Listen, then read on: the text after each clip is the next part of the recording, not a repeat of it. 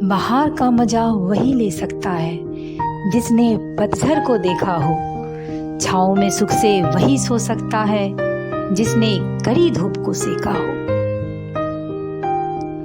कहते हैं कि जब जोरों की भूख लगी हो तो सूखी रोटी भी हमें अमृत जैसा आनंद देती है, लेकिन अगर पेट पूरी तरह से भरा हुआ हो तो हमारे सामने अगर 56 भोग भी आ जाए तो वो हमें बिना स्वाद के लगते हैं। कुछ इसी तरह से हमारा जीवन भी है।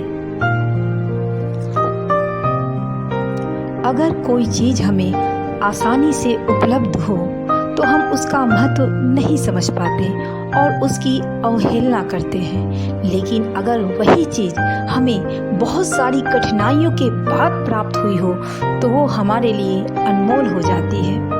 कुछ इसी तरह की बातों को इंगित करती हुई आज की मेरी ये कविता, उम्मीद है आपको बहुत पसंद आएगी।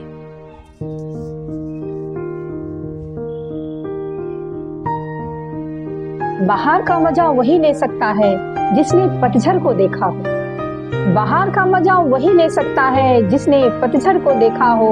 छाँव में सुख से वही सो सकता है जिसने कड़ी धूप को सेका हो। जिसने कड़ी धूप को सेका हो।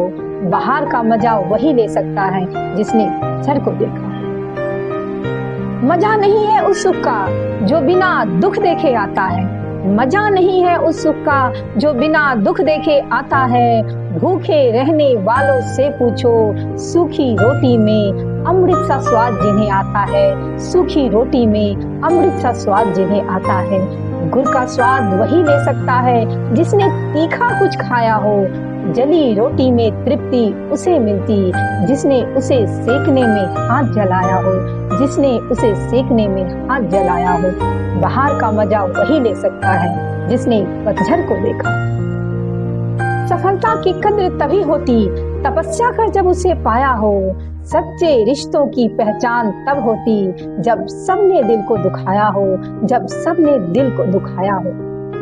मिलने का मजा वही ले सकता है जिसने लंबे इंतजार के बाद पाया हो। रिश्तों की अहमियत वही समझ सकता है जिसने अपनों को गंवाया हो। जिसने अपनों को गंवाया हो।